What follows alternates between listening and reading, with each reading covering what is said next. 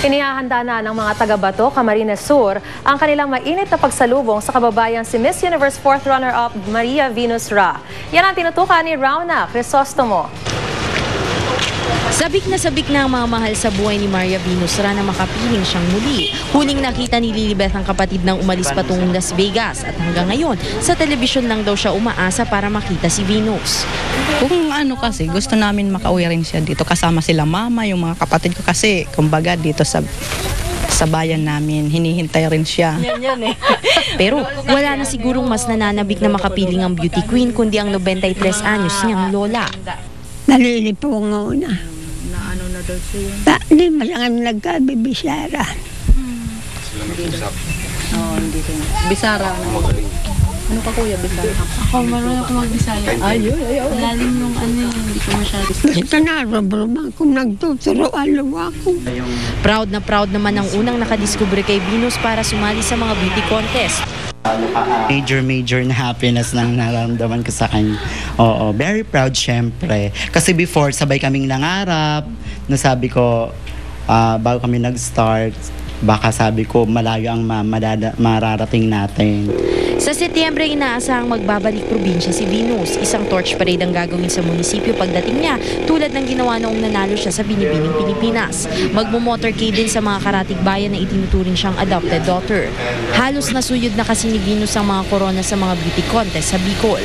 Ang lokal na pamahalaan ng Naga na sumuporta sa kanya mula nang sumali siya sa Binibining Pilipinas hanggang sa Miss Universe 2010, naghahanda na rin sa kanyang pag-uwi. Mula rito sa Camarines Sur, Rauna Crisostomo, nakatutok 24 oras. Inaasahang magiging record-breaking ang manonood sa laban ni Manny Pacquiao at Antonio Margarito sa November 13 sa Dallas Cowboys Stadium sa Texas.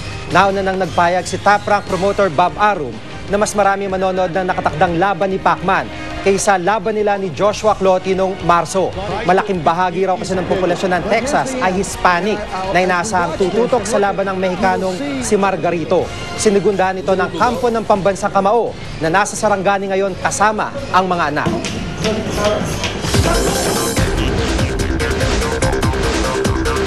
Aksidente sa kalsada ang tinutukan ng ating mga News Cooper. Sa Nueva Ecija, patay ang driver at dalawang pahinante ng isang truck matapos itong salpukin ng bus noong Huwebes. Sa kuha ni News Cooper Michael Bernabe, wasak ang harapan ng truck. Hinahanap pa rin daw ang driver ng bus na nakabangga. Sa Marikina naman, nagkarambola ang dalawang kotse at isang jeep kahapon. Wasak ang tagiliran ng kotse.